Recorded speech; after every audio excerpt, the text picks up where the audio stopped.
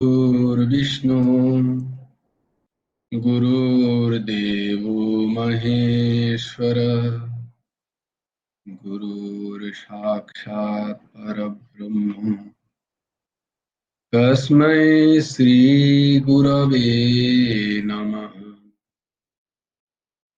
कृष्णाय वासुदेवाय हरये परमात्मने प्रणतक्लेशनाशाय गोविन्दाय नमो नमः। कृष्णाय वासुदेवाय देवकीनन्दनाय च नन्दगोपकुमाराय गोविन्दाय नमो नमः। वसुदेवं सुतं देवं कंसचाणूरमर्दनम् देवकी परमानन्दम् कृष्णं वन्दे जगद्गुरुम्। নবকুমার চতুষ্পাঠীর আরেকটি অধ্যায়ে তোমাদের সকলকে খুব খুব স্বাগত। আজকে একটা বিশেষ দিন, আজকে গীতা জয়ন্তী।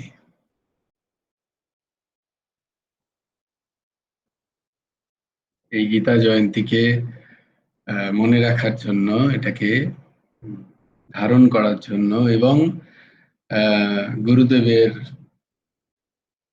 পরমহংস ঠাকুর পরম প্রেমাস্পদ পরম আরাধ্য প্রাতঃস্মরণীয়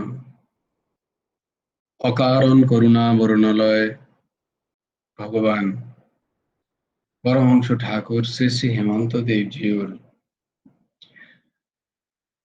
করুণা কটাক্ষ অহৈতুকী দয়ায় আমরা প্রায় 1 বছর হয়ে গেছে এই মহৎ গ্রন্থকে একটি শ্লোক তার পড়ার এবং বোঝার চেষ্টা করছি। মূল আধার স্বরূপ ঠাকুরেরই রচিত গুরুমুখে গীতা উপদেশ গ্রন্থ। তাই এর 1 বছর পেরিয়ে গেছে, তার একটা আমাদের উদযাপন এর ভাব। আর আজকে তো একটি বিশেষ দিন বটে, খুবই পুণ্য পবিত্র দিন। সমস্ত বৈদিক সনাতনী পরম্পরায় যারা আমরা বিশ্বাস করি, তাই কালকে গুরুদেবী যেন প্রেরণা স্বরূপ আমাদের অর্ঘ্য বাবার শ্রীমুখ থেকে বার করলেন যে কেননা আমরা আজকে এই দিনটাকে পালন করি, এবং সেটা সব থেকে ভালো হয়। তার প্রস্তাবও অতি সুন্দর ছিল যে কেননা আমরা আজকে মহারাজের কাছ থেকে কিছু প্রবচন শুনি আজকের দিনটার মাহাত্ম্য নিয়ে এবং আমাদের এই উদযাপনের একটা ভাব নিয়ে, উৎসবের একটা ভাব নিয়ে। ভগবানের আরেক নাম হচ্ছে নিত্যোৎসব, নিত্য উৎসব তিনি। আমার একদিন মহারাজ, তুমি শুনছো আশা করি, একদিন হ্যাঁ, হ্যাঁ, হ্যাঁ। একদিন অফিস থেকে আসতে আসতে ভাব আসছিল যে এই যে নতুন প্রজন্ম, তারা প্রত্যেক দিনই চায় যে একটা উৎসব হোক। সেটাকে এখনকার প্রজন্ম বলে party. Everyday the life should be like, মানে জীবনটা যেন পার্টি হয় আর কি, সব সময়।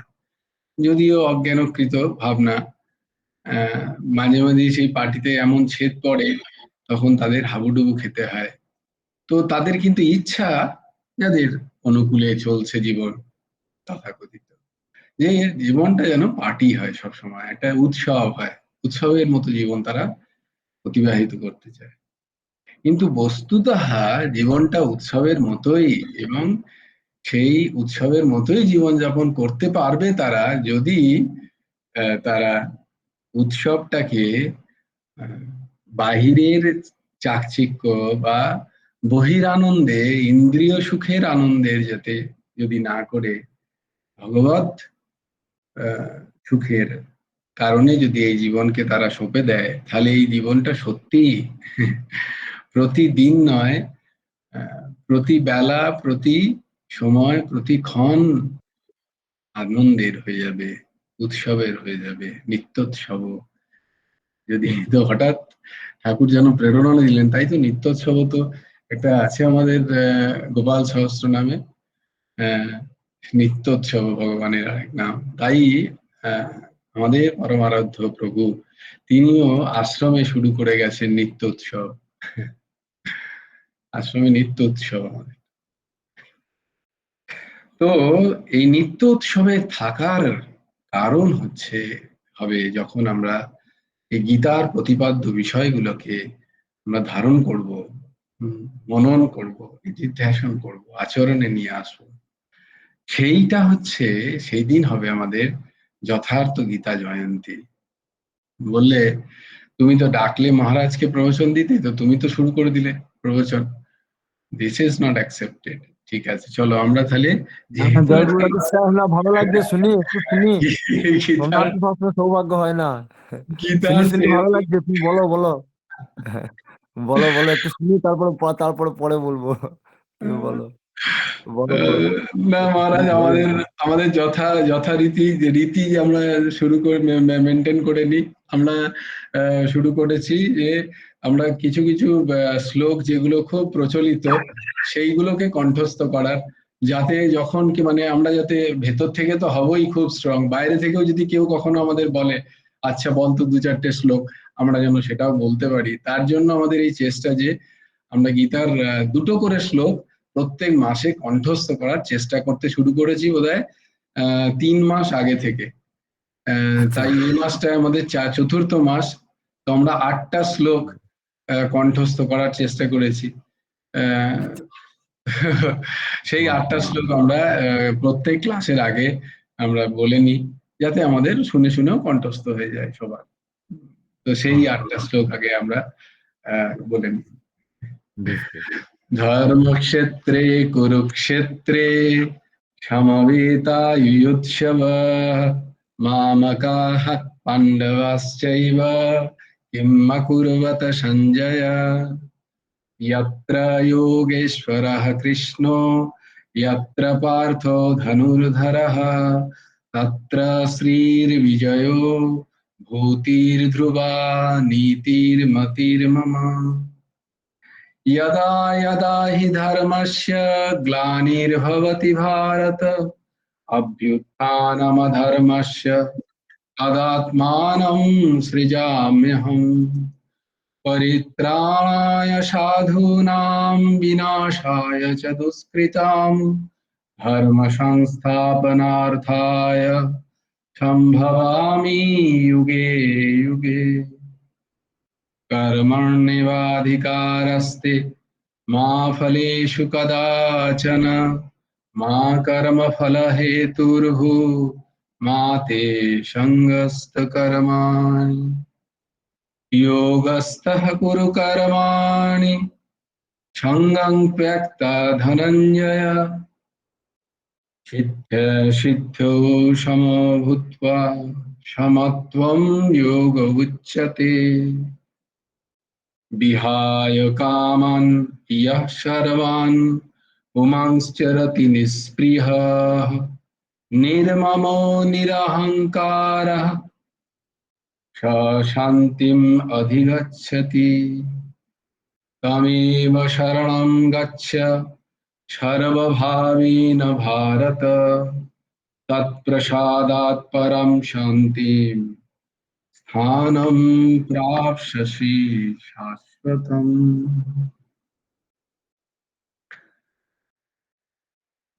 কোন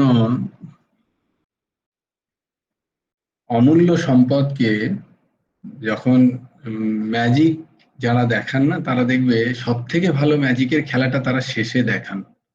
তেমনি সাপুড়েরাও সব থেকে যে ভালো সাপটা তারা শেষে তার ডালাটা খুলে, দেখবে সবসময় প্রথমেই খুলে দেয় না, কিন্তু প্রথমে ছোট ছোট দেখালো যাতে শেষে শুনে মনটা বেশ সুন্দর হয়ে যায়। তাই জন্য মহারাজের প্রবচনের আগে এই দাস যেটা গুরুদেবের কৃপায় তার মাথায় এলো যে আজকে যেহেতু গীতা জয়ন্তী, তাই গীতার শ্রবণের কারণ কেন হবে এবং তার মাহাত্ম্য কি, সেইটা আমাদের যেন বারবার মাথায় রাখতে হয়। কোনো বিষয় আমরা কেন সেটাকে পড়বো, কেন সেটা শুনবো, কেন সেটাকে আমরা জীবনে ধারণ করব, প্রশ্নই আসতে পারে, খুব স্বাভাবিক। আর এই প্রশ্নটা একমাত্র এই বৈদিক পরম্পরাতেই সম্ভব, অন্য পরম্পরাতে নয়। এই অন্য পরম্পরাতে ডিক্টেটরশিপ চলে, আমি বলছি তুমি করবে। ভগবান বলছে না, এখানে তুমি প্রশ্ন করতে পারো। তাই জন্য অর্জুনকে খোলা ছুট দিয়েছেন ভগবান, তুমি প্রশ্ন করো। তাই জন্য তিনি কটা প্রশ্ন করলেন? প্রায় 84টা না? 84টা প্রশ্ন করছেন তিনি, চিন্তা করো। অর্জুন কাদের হয়ে প্রশ্ন করছেন? আমাদের হয়েই প্রশ্ন করছেন। তার কি জ্ঞাতা কিছু ছিল? সবকিছু তিনি জানতেন, কিন্তু তিনি আমাদের জন্য প্রশ্ন করছেন। তাই এই গীতা আমরা কেন পাঠ করব এবং এই গীতা জয়ন্তী আমাদের কাছে কেন মহৎ? গুরুদেব তার গ্রন্থাকারের নিবেদনের পর্যায়ে শ্রী গুরুমুখী গীতা উপদেশে তিনি সেখানে বলছেন, ভগবান জগদ্দুধার মানুষে এই গীতামৃত বর্ষণ করেন, অর্জুন তাহাতে উপলক্ষ মাত্র। যেমন একখণ্ড কৃষ্ণমেঘ জলবর্ষণের দ্বারা গ্রীষ্ম তপ্ত নরনারীকে শান্তি দেয়, তাপ নিবারণ করে, তদ্রূপ জগৎগুরু কৃষ্ণমেঘ ও ত্রিতাপ দগ্ধ নরনারীর হৃদয়ে গীতামৃত বর্ষণে শান্তি সুখ প্রদান করেন। বিহায় কামানীয় সর্বান, শান্তির দুটো সূত্র। তো সেই শান্তির সুখ প্রদান করেন। গীতা শাস্ত্র হচ্ছে সমস্ত শাস্ত্রের সার, উপনিষদের সার। আর উপনিষদ কার সার? বেদের সার। এই উপনিষদের সার হচ্ছে গীতা। সর্ব উপনিষদ গাব দগ্ধা গোপাল নন্দন, পার্থ বৎস সুধীর ভোক্তা দুগ্ধম গীতামৃতম। শুধু উপনিষদেরই সার বলি কেন? ভগবান লিখছেন, গুরুদেব লিখছেন, শুধু কেন উপনিষদেরই সার বলি? গীতা সর্বশাস্ত্র সার, সমস্ত শাস্ত্রের সার এই গীতা। এই 700 শ্লোকে সমস্ত শাস্ত্রের সার বর্ণিত আছে। ভারতে সর্ববেদার্থ ভারতার্থশ্চ কৃতস্নশঃ, গীতায়ামস্তি তেনয়ম সর্বশাস্ত্রময়ী মাতা। মহাভারতে সমস্ত বেদের অর্থ বর্তমান, আর মহাভারতের সমস্ত অর্থ গীতাতে বর্তমান আছে। সেজন্য গীতা সর্বশাস্ত্রময়। তাই আমাদের ক্ষুদ্র সময়, অল্প বুদ্ধি, সেই সর্বশাস্ত্র পড়ার সময় নেই, ইচ্ছা নেই, বুদ্ধিও নেই তাতে সেই গভীর প্রবেশ। তাই আমাদের ভগবান গীতা দয়া করে দান করেছেন। এই গীতা যদি আমরা পড়তে পারি তাহলে, এবং বুঝতে পারি অবশ্যই, তাহলে সর্বশাস্ত্রের পাঠের উপকার আমরা পাব। সর্ব উপনিষদ গাব। আর গীতা কেন পড়বো? না, আমরা প্রত্যেক দিন যেমন স্নান করি আমাদের বাহ্য মলিনতাকে দূর করার জন্য, তেমনি সবচেয়ে বড় মলিনতা কি বলছে? না, সংসারকে। সংসার কি? ইন্দ্রিয় বৃত্ত যখন ভগবান বিমুখ হয়ে তার বিষয়গুলোকে ভোগ করে। তোমাদের বারবার বলেছি, সংসার কি? সংসার আর কিছু নয়, চক্ষু কর্ণ নাসিকা জিহ্বা ত্বক, এর যে বৃত্তি, এর যে তন্মাত্র, শব্দ রূপ রস গন্ধ স্পর্শ, এটাই সংসার। এইটা যখন ভগবত চরণে অর্পিত না হয়ে ভগবত বিমুখ পথে যখন হাঁটে, তখন সেটাকেই বলা হয় সংসার মল।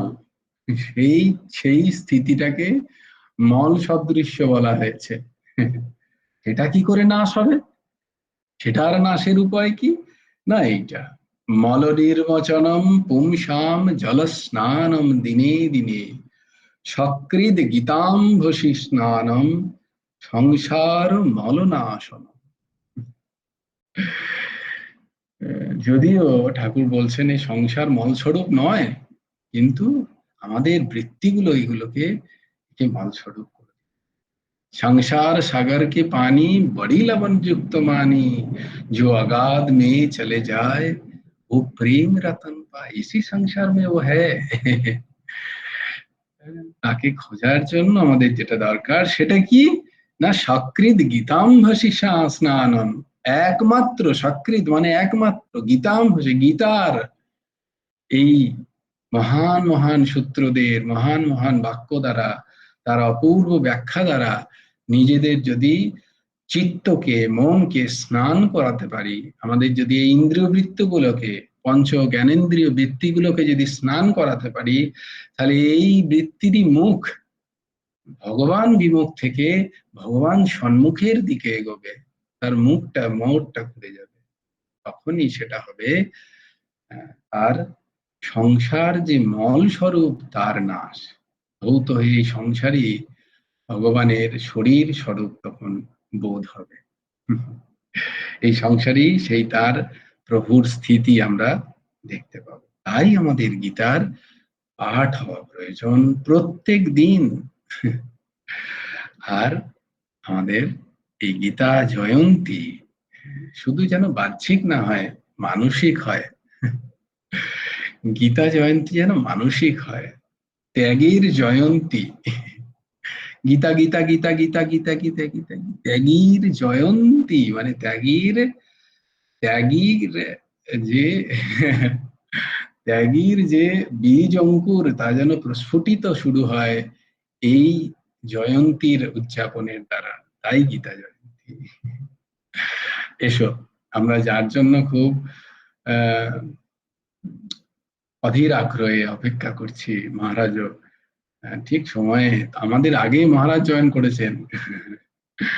সেই মহারাজের অমৃতময় বাক্য আমরা শ্রবণ করি আজকের এই একটা অপূর্ব পূর্ণ দিনে। মহারাজ জয় গুরু। রাধেশ্যাম। আচ্ছা, ভিডিওটা কি অন করতে হবে না অফ করে বললে অসুবিধা নেই তো? একটু অনুমতি চেয়ে নিচ্ছি আর কি, কারণ যদি নেট শেষ হয়ে যায় আমার, তো আমার এই ব্যাপারগুলো ঠিক দক্ষতা নেই আমার তো। হ্যাঁ, তাহলে ভিডিও ভিডিও অফ করি বলছি নাকি?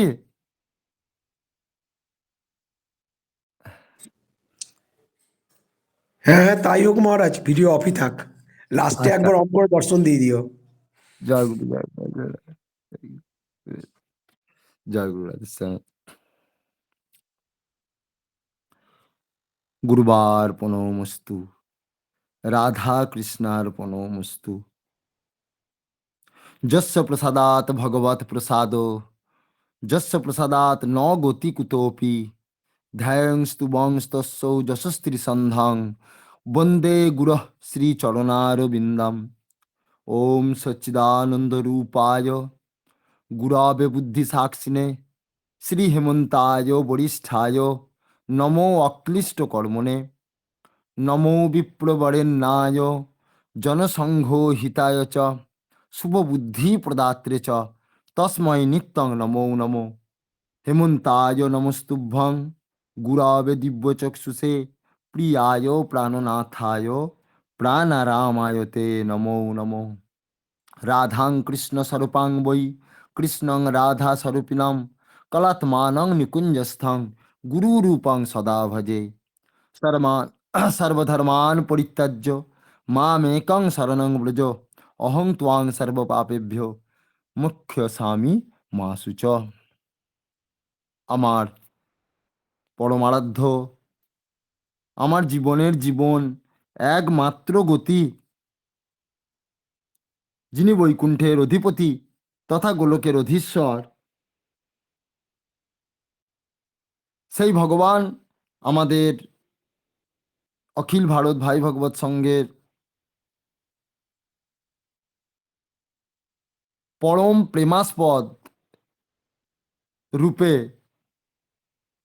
পরমহংস ঠাকুর শ্রী শ্রী হেমন্তদেব নাম নিয়ে আবির্ভূত হয়েছেন। সেই ভগবানের শ্রী চরণে জানাই অনন্ত কোটি সাষ্টাঙ্গ প্রণাম। ঠাকুরের অভেদাত্মা শ্রী শ্রী রাধা সর্বেশ্বর জি তথা ভগবান ব্যাসদেব জিউর শ্রীচরণে জানাই অনন্ত কোটি সাষ্টাঙ্গ প্রণাম। ঠাকুরের অভেদাত্মা বাঙ্গময় মূর্তি শ্রীমদ্ ভগবদ্ গীতা এবং শ্রীমদ্ ভাগবত মহাপুরাণ জিউয়ের শ্রীচরণে জানাই অনন্ত কোটি সাষ্টাঙ্গ প্রণাম। ঠাকুরের অংশ সম্ভূত সকল ভক্তবৃন্দের তথা আমার মা বাবা এবং ছোট ছোট ভাই বোন সকল ভক্তবৃন্দের শ্রীচরণে জানাই অনন্ত কোটি সাষ্টাঙ্গ প্রণাম তথা আমার পরিপূর্ণ ভালোবাসা। আজকে আমাদের বিশেষ দিনটি হচ্ছে গীতা জয়ন্তী। এই গীতা জয়ন্তী সম্বন্ধে আমাদের সকলেরই জানা যে এই দিনটিতে হচ্ছে আবির্ভাব, গীতার আবির্ভাব, তার মানে ভগবানেরই আবির্ভাব, শুধু রূপটা পরিবর্তন হচ্ছে। কারণ ভগবান বিভিন্ন সময়ে বিভিন্ন রূপে প্রকাশিত হয়েছেন। কখনো তিনি স্থূল দেহে, কখনো বাঙ্গময় মূর্তিতে, বিভিন্নভাবে, আবার কখনো কখনো মানব আকৃতিতে, বা কখনো পশু আকৃতিতে, কখনো পক্ষী আকৃতিতে, বিভিন্ন রকম তার রূপে তিনি প্রকটিত হয়েছেন। তো তার মধ্যেই যে বিশেষ রূপ বাঙ্গময় মূর্তি, সেটা হচ্ছে এক গীতা আর এক এদিকে ভাগবত। যদিও সমগ্র রূপে বলা চলে বেদ। তো এই গীতা তো বেদের সার। প্রথমত আমরা গীতা পড়ব কেন, সে কথা আমরা এতক্ষণ ধরে আমরা সঞ্চালক মহাশয়ের কাছ থেকে আমরা শুনতে পেলাম যে গীতার মাহাত্ম্য কি, গীতা পড়ব কেন, আমাদের নিত্য প্রয়োজনীয় গীতা। আমাদের যেমন আহারের সময়, যেমন আহারের সময় করতে হয়, আমরা সময় সময় যেমন আমরা খাবার খাই, হ্যাঁ, ঠিক সেরকম গীতা বাক্যকেও আমাদের ওই আহারের মতো, হ্যাঁ, আমাদের প্রয়োজনীয় দ্রব্য হিসাবে আমাদের গ্রহণ করতে হবে। এই যে গীতা, গীতার নামটি কেন হলো, এটি আমাদের জীবনের সঙ্গে ওতপ্রোতভাবে জড়িত, কিন্তু আমরা সেটা বুঝতে পারছি না। গীতা আমাদের জীবনে ওতপ্রোতভাবে জড়িত আছে। কারণ ভারতীয়,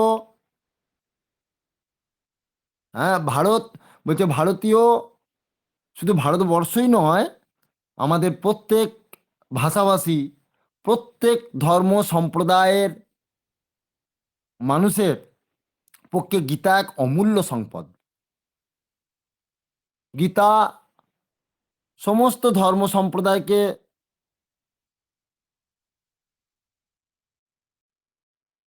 নিজের করেছে, যেখানে বলছে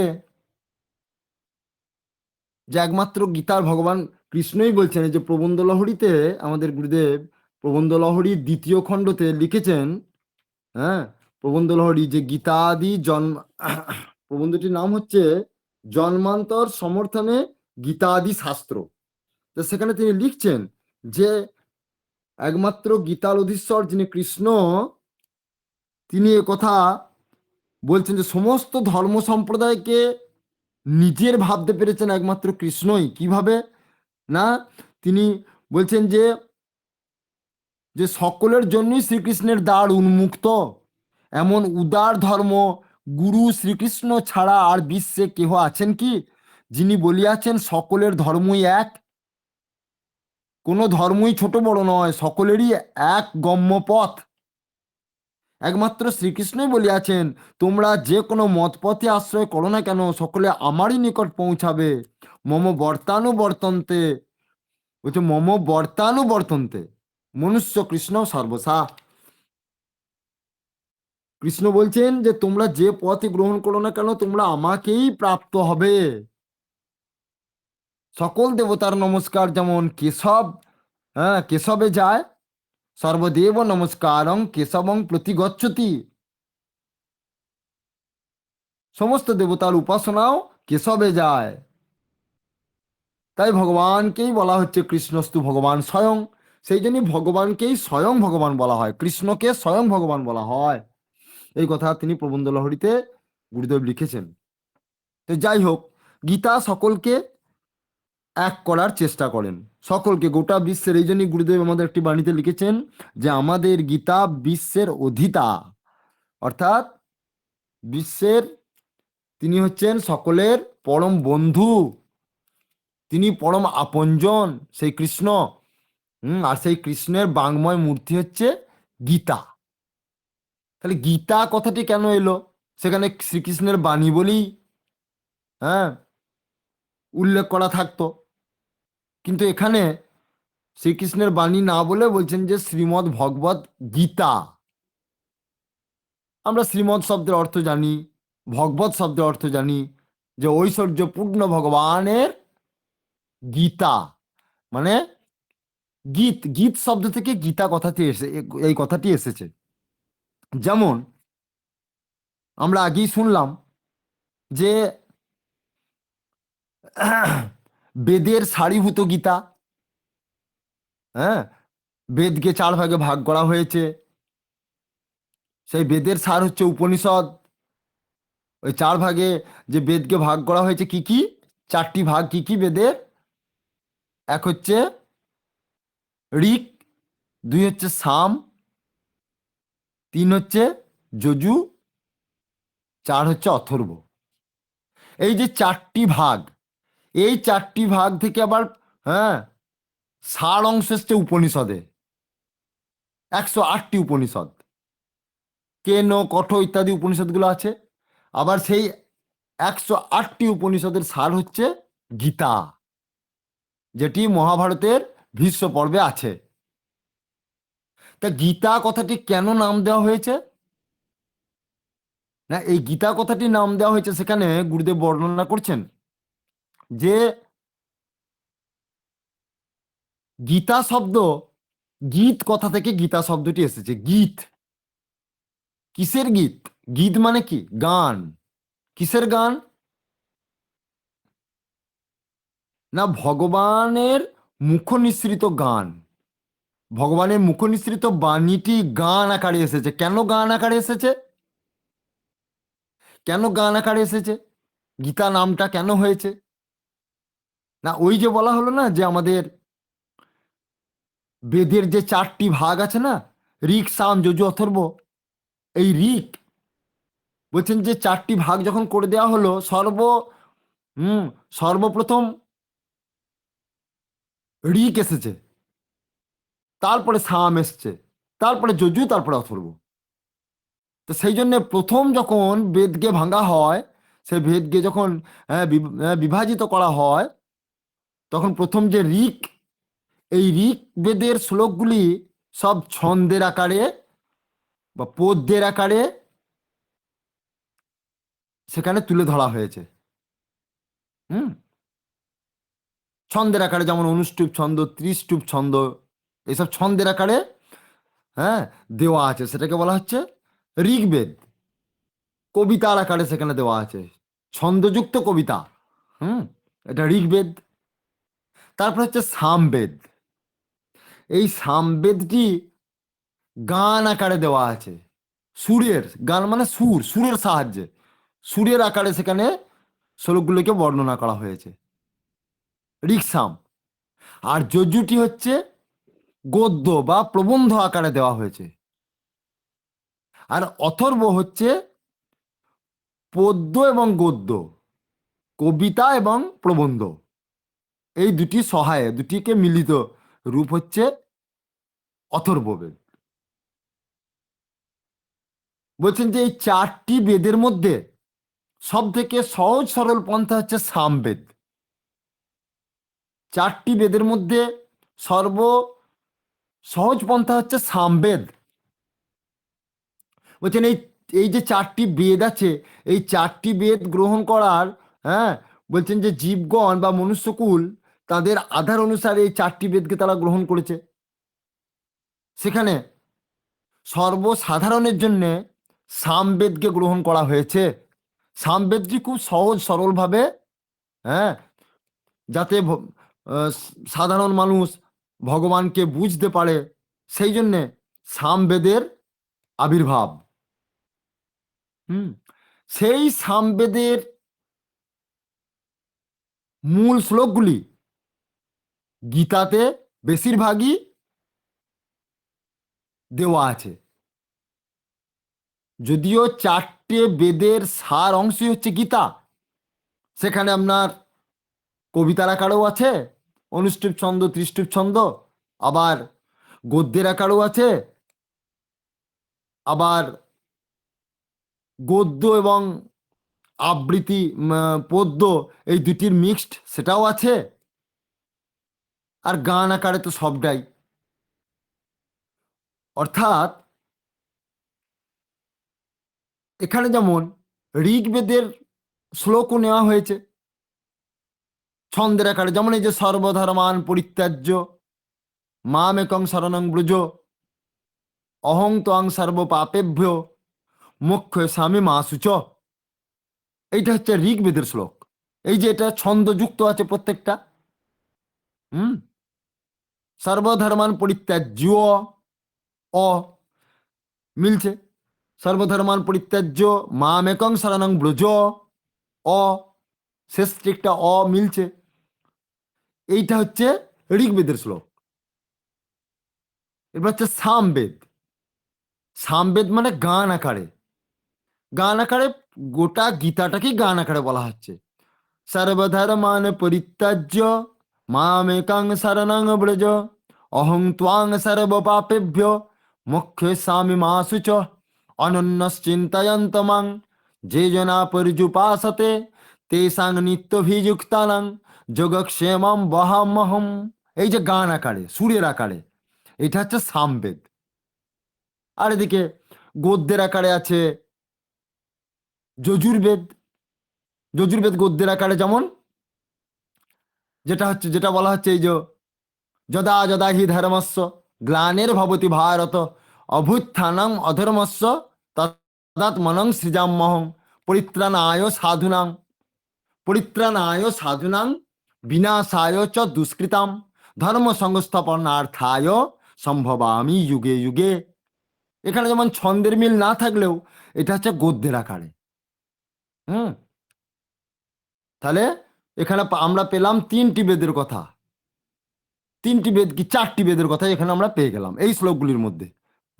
যেমন এই যে আমরা ঋগ্বেদের সম্বন্ধে ছন্দযুক্ত পেলাম, সামবেদের গান আকারে পেলাম, ঋগ সাম যজু। যজু হচ্ছে শুধু গদ্যের আকারে, হ্যাঁ, আর অথর্ব হচ্ছে গদ্য এবং পদ্য, হ্যাঁ, শুধু গদ্যের আকারে। আর গদ্য এবং পদ্য এই শ্লোকটাতে দেখুন, হ্যাঁ, এখানে যেমন এই যে যদা যদা হি ধর্মস্য গ্লানের ভবতি ভারত, এই যে এখানটি এইটুকু শুধু পদ্য, আবার তারপরে দেখুন গদ্য চলে আসছে। যদা যদা হি ধর্মস্য গ্লানের ভবতি ভারত অভ্যুত্থানং অধর্মস্য তদাত্মনং সৃজাম্যহম। আর দেখুন এইখান থেকে আবার গদ্য আকারে চলে আসছে। পরিত্রাণায় সাধুনাম, আর মিল নাই, বিনাশায় চ দুষ্কৃতাম, আবার এখান থেকে মিল। এইভাবে এই 4টি বেদকে, বেদের স্বরূপ বা 4টি বেদের সার অংশ গীতাতে নেওয়া হয়েছে। কিন্তু যেহেতু সামবেদের বেশি শ্লোক গান আকারে এখানে বেশিরভাগ ঢোকানো হয়েছে, এখানে বেশিরভাগ তুলে ধরা হয়েছে, বা ভগবান নিজেও বর্ণনা করেছেন অর্জুনকে। যেহেতু কলিযুগের মানুষ খুব তাড়াতাড়ি এই গীতাকে যাতে ধরতে পারে, সেই জন্যই ব্যাসদেবের এটা প্রচেষ্টা। কারণ এটার রচয়িতা তো স্বয়ং ব্যাসদেব, ভগবানের মুখনিসৃত বাণী হতে পারে, সেটাকে রচনা করেছেন কিন্তু ব্যাসদেব। কলিযুগের মানুষের মুখ চেয়ে ঘটনাটা হয়েছিল যদিও দাপড়ে, কিন্তু ব্যাসদেব লিখছেন কলিযুগের মানুষের মুখ চেয়ে, কলিযুগের মানুষ যাতে ভগবানকে ভজনা করতে পারে। সেই জন্যই ব্যাসদেবের এই প্রচেষ্টা। সেই জন্য তিনি এই সামবেদের বেশিরভাগ অংশটিকে তুলে ধরেছেন। সেই জন্যে হ্যাঁ, ওই সামবেদে যেহেতু গান আকারে তুলে ধরা হয়েছে, সেই জন্য এটাকে গীত বলা হচ্ছে। সেই জন্য ভগবানের বাণীকে গীতা আকারে এখানে সেই নাম হয়েছে গীতা, অর্থাৎ সামবেদীয় গান। ভগবানের মুখনিসৃত বাণীকে গান আকারে এখানে হ্যাঁ আমাদের তুলে ধরা হয়েছে। সেটি তুলে ধরেছেন কে? স্বয়ং বেদব্যাসজি। বেদব্যাসজি তিনি স্বয়ং সেটা রচনা করেছেন, ভগবানের মুখনিসৃত বাণীটা। তাই এই যে আজকের দিনটা আবির্ভাব তিথি, হুম, এই আবির্ভাব তিথি ভগবান তাই অর্জুনকে বলছেন যে কিরকম যোগ দেখুন। বলছেন এই একই তিথিতে, এই একই দিনে, এই তিথিতেই ভগবান শুধু এই দিনে অর্জুনকে জ্ঞান দেন নাই, তার পূর্বে দিয়েছিলেন, গীতাতেই বলছেন সেই কথা। কাকে দিয়েছিলেন? না, প্রথম দিয়েছিলেন বিবস্বনকে, অর্থাৎ সূর্যদেবকে। প্রথম এই জ্ঞান, এই গীতার জ্ঞানটা দিয়েছিলেন সূর্যদেবকে। সূর্যদেব আবার গীতার ওই বাণীগুলি শুনিয়েছিলেন ইক্ষ্বাকুকে। এইভাবে আমাদের পরম্পরায় ভাবে এই গীতার বাক্যটি চলে আসছে, গীতার জ্ঞান এইভাবে আমাদের চলে আসছিল। হ্যাঁ, আস্তে আস্তে আস্তে আস্তে একটা সময়ে এই গীতার জ্ঞানটা লোপ পেয়ে যায়। সেই প্রায় 12 কোটি বছর পূর্বে এই জ্ঞান ছিল, তারপরে এই জ্ঞান আস্তে আস্তে লোপ পেয়ে যায়। লোপ পেয়ে গেলে তখন দেখছেন যে ভগবানকে সঠিকভাবে মানুষ জানতে পারছে না। তখন স্বয়ং ভগবানই এই গীতার জ্ঞানটিকে অর্জুনের মাধ্যমে জগৎকে আবার পুনরাবৃত্তি করলেন, সেই বাণীগুলিকে আবার তুলে ধরলেন। সেইটা আমরা আহ, সারা জগৎবাসী সমস্ত মানুষই সেই হ্যাঁ গীতার সেই বাণীগুলিকে আমরা পাচ্ছি। হুম, তাই এই গীতার সার কি? না, এখানে গীতার উদ্দেশ্য হচ্ছে যে অর্জুনকে মোহভঙ্গ করা। অর্জুন অবিদ্যাযুক্ত। অর্জুন, এখানে অর্জুনকে বর্ণনা করা হচ্ছে। অর্জুন কে? অর্জুন আমরা সবাই। হুম, এটা উপলক্ষণ অর্থে ব্যবহার করা হয়েছে, উদাহরণস্বরূপ। অর্জুন হচ্ছে একটা উদাহরণ, আমরা সবাই অর্জুন। আর ভগবান কৃষ্ণ আমাদের সকলকে বোঝাচ্ছেন। কি বোঝাচ্ছেন? যে এই জগৎ সংসার স্থায়ী নয়, এই জগৎ সংসারটা হচ্ছে অস্থায়ী। এখানে চিরদিন আমরা থাকতে আসিনি। তাই আমাদের একান্ত কর্তব্য কি? কোটিং তক্তা হরিং ভজেত। বলছেন কোটি কাজ ছেড়ে আমাদের হরিকে ভজনা করতে হবে। আমাদের যেমন, আমরা যেমন সময়ে স্নান করি, সময়ে আহার করি, সময়ে সমস্ত কাজ করি, আমাদের হ্যাঁ সময়ে বিশ্রাম যায়, ঠিক সেই রকম আমাদের সময় মতো আমাদের ভগবানকেও ভজনা করতে হবে। এইটি হচ্ছে সাধারণ কথা, যে আমাদের সময় মতো ভগবানকেও ভজনা করতে হবে। আর বিশেষ কথা হচ্ছে সমস্ত কাজ ছেড়ে ভগবানকে ভজনা করতে হবে। সামান্য বিধি হচ্ছে যে আমাদের সমস্ত কিছু, আমরা যেমন সময়ে খাচ্ছি, সময়ে ঘুমাচ্ছি, সময়ে অন্যান্য কাজ করছি, সময়ে পড়াশোনা করছি, সেরকম আমাদের সময়েও ভগবানকে ভজনা করতে হবে। এইটি হচ্ছে সামান্য বিধি। আর বিশেষ বিধি কি? বিশেষ বিধি হচ্ছে সমস্ত কাজ ছেড়ে আমাদের ভগবানকেই ভজনা করতে হবে। তখন না খাওয়া, না শোয়া, না পড়া, না দেওয়া, একমাত্র ভগবানকেই আমাদের হ্যাঁ সর্বশ্রেষ্ঠ, আমাদের যেই ভগবানকেই আমাদের একমাত্র উপাসনা করতে হবে। এইটি হচ্ছে বেদের সার কথা। তাহলে আপনারা বলতে পারেন যে এটাই যদি সার কথা হয় তাহলে আমরা খাবো কখন? ঘুমাবো কখন, পড়াশোনা করব কখন, সংসারের কাজ করব কখন। হ্যাঁ, এই সামান্য বিধি থেকে বিশেষ বিধির পার্থক্য কি? সামান্যতম একটা পার্থক্য। কি পার্থক্য? না আমাদের ভাবের পার্থক্য। ভাবের পার্থক্যটা কি? না যে আমরা অনেক সময় আমরা খাবার সময় খাচ্ছি, স্নান করবার সময় স্নান করছি, এগুলো আমরা করছি, কিন্তু সেই সময় আমরা ঈশ্বরকে ভুলে থাকছি। হুম। আবার আমরা কি করি, সময়ে একটা সময়েতে আমরা জপ ধ্যান করি, ভগবানের গুণগান করি বা একটু জপ তপ করি, ভগবানকে ডাকি একটা সময়ে। আর বাকি সময় কিন্তু ভগবানকে আর মনে থাকে না। এটা সামান্য বিধি। তা সামান্য বিধির সঙ্গে বিশেষ বিধির, হ্যাঁ, বেশি তফাৎ নেই, সূক্ষ্ম তফাৎ। সেই সূক্ষ্ম তফাৎটা হচ্ছে ভাবের। নাকি বিশেষ বিধিতে হচ্ছে সমস্ত কিছু কাজ ছেড়ে, খাওয়া দাওয়া স্নান ঘুমানো সব ছেড়ে শুধু ভগবানকে ভজনা করতে হবে। এটা বিশেষ বিধি। সেইটির ভাবের দ্বারাই একমাত্র লাভ। কিরকম? না আমি সমস্ত কাজগুলি করছি, কাজগুলি শুধু ভগবানের করছি। আমি পড়াশোনা করছি ভগবানের জন্যে, আমি স্নান করছি আমার এই দেহটা সুস্থ রাখার জন্য। কেন? না ভগবান এই দেহ আমাকে দিয়েছেন, তাই দেহটাকে সুস্থ রাখতে হবে, ভগবানের দেহ। আমি খাচ্ছি, আমি ভগবানের প্রসাদ গ্রহণ করছি, এই ভগবানের দেহটিকে রাখার জন্য, ভগবানের, হ্যাঁ, আমি ভগবানেরই এটা দেহ, প্রসাদলভ্য দেহ। এই দেহটাকে আমি, হ্যাঁ, সুন্দরভাবে রাখার জন্য, আমি ভগবানকে ভজনা করার জন্য আমি আহার যোগাচ্ছি। আমি বিশ্রাম করছি এই দেহটাকে ঠিক রাখার জন্য, হ্যাঁ, দেহটা সারাদিন পরিশ্রম করছে, ভগবানের দেহটা, সেটাকে ঠিক রাখার জন্য আমি বিশ্রাম যাচ্ছি। তাই সবই ভগবানের নিমিত্ত। এইটাই আমাদের গীতা শিক্ষা দেয়। গীতা আমাদের এটাই শিক্ষা দেয় যে সমস্ত কাজগুলি, মানে তার মানে কি, হুম, যে আমাদের ভাবনাটাকে শুধুমাত্র ভগবানের ভাবা। হ্যাঁ, অথচ দেখুন যে আমরা খাচ্ছি ঘুমাচ্ছি সবই করছি, কিন্তু ভগবানের ভাবনাটা নাই, তাহলে আমাদের অনেকটা গ্যাপ হয়ে যাচ্ছে, ভগবানের সঙ্গে আমরা অনেক দূরে চলে যাচ্ছি। আবার যারা ভগবানের ভক্ত, তারা ওই সমস্ত কাজগুলো সবই করছে। হ্যাঁ, সবই করছে, পড়াশোনাও করছে, হ্যাঁ, তারা ঘুমাচ্ছে খাচ্ছে দাচ্ছে সবই করছে, কিন্তু তারা ভাবছে যে সমস্ত কাজগুলো আমরা ভগবানের জন্য করছি, ভগবানের নিমিত্তে। ব্যাস, তাহলেই কঠিন তক্তা। সমস্ত কাজ করেও না করা হয়। বলছেন তুমি তোমার কর্ম করো, ফল চেও না, এইটাই তার প্রকৃত অর্থ।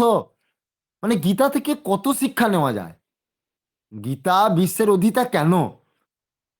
এখানেই অর্জুনকে ভগবান বলছেন যে তুমি সমস্ত কর্মগুলিকে, হ্যাঁ, আমার কর্ম মনে করো, মত কর্মকৃত, আমার নিমিত্তে তুমি কর্ম করো। ব্যাস, তোমাকে আর কিছু আর এটা আর তোমাকে আলাদা করে কোনো সাধন ভজন করতে হবে না। হুম। এই ভাবনাটা যে তুমি সংসারের নও, তুমি আমার। যদি তুমি ভেবে যাও যে আমি সংসারের, ব্যাস, তাহলে তুমি আমার থেকে দূরে চলে গেলে। তাহলে আবার তোমাকে কি করতে হবে? আবার পরজন্মে তোমাকে সেই ঘুরে ঘুরে আবার তোমাকে যেতে হবে সেই কীট পতঙ্গ আদি সেই সব, হুম, লোকে আবার তোমাকে পৌঁছাতে হবে, সেই সকল, হ্যাঁ, দেহ তোমাকে পেতে হবে। তুমি যদি আমার থেকে দূরে চলে যাও, তাহলে তুমি আমার সঙ্গে অনেক আমাকে যদি না চিন্তা করো সর্বদাই, আমার কথা যদি না ভাবো, তাহলে কি হবে? তুমি আমার থেকে দূরে সরে যাবে। হ্যাঁ, দূরে সরে গেলে তুমি আমাকে আর প্রাপ্ত হবে না। তাহলে এই সংসার চক্রে তুমি বারবার, হ্যাঁ, তুমি আসবে আর যাবে, আসবে আর যাবে, আমার স্বরূপই তুমি জানতে পারবে না। সেই জন্য আমার স্বরূপ জানবার জন্যে তুমি কি করবে? না মনমনা ভব মদ ভক্ত, মদ যাজিমাং নমস্কুরু। তুমি আমার ভক্ত হয়ে যাও, আমারই ভজনা করো, আমাকেই নমস্কার করো। দেখুন এই যে শ্লোকটা, এটা আপনাদের নিশ্চয়ই সকলের জানা আছে যে গীতাতে একটাই শ্লোক দুবার বলেছেন। গীতাতে একটা শ্লোক দুবার বলেছেন। কেন বলেছেন? সেইটা হচ্ছে এইটা, মন্মনা ভব মদ ভক্ত মদ যাজি মাং নমস্কুরু মাম এব বৈশসি।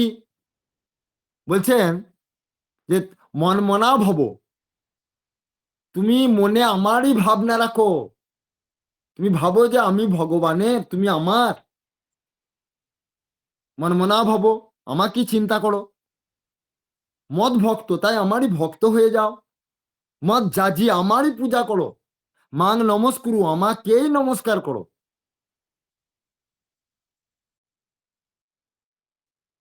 এই কথাটি গীতাতে, হ্যাঁ, এই শ্লোকটি কিন্তু গীতাতে দু জায়গায় বলেছে, এই একটি শ্লোক। আরো অনেক শ্লোক আছে যেগুলো, হ্যাঁ, অনেকটা একই রকমের, অনেকটা একই রকমের। হুম। কিন্তু এই শ্লোকটি, এই একই শ্লোক দুই জায়গায় বলেছেন। কোন কোন? নবম অধ্যায়ে বলেছেন আর 18 অধ্যায়ে। নবম অধ্যায়ে সম্ভবত 34 নম্বর শ্লোকে, নবম অধ্যায়ে 34 নম্বর শ্লোকে, আর 18 অধ্যায়ে 65 নম্বর শ্লোকে বলেছেন এই শ্লোকটা। কেন বলছেন? অর্জুনকে বলছেন, অর্জুন তোমার এখনো সময় আছে, তুমি যুদ্ধ করবো না বলছো, তোমার আত্মীয় স্বজন সব রয়েছে বলছো, তোমার গুরুজন সব রয়েছে বলছো। হ্যাঁ, তা গীতা শিক্ষা দিচ্ছে কি না, যে প্রথমত তোমার অহংকারকে নাশ করো। তোমার অহংকার, না আত্মীয় স্বজন তোমার, সেই জন্যে প্রথম অহংকার হচ্ছে যে আমার ঘর, আমার বাড়ি, আমার আত্মীয় স্বজন। বলেন এই ভাবটার জন্য তোমাকে দুঃখ পেতে হবে, চির দুঃখ পেতে হবে, অর্জুনকে বলছেন।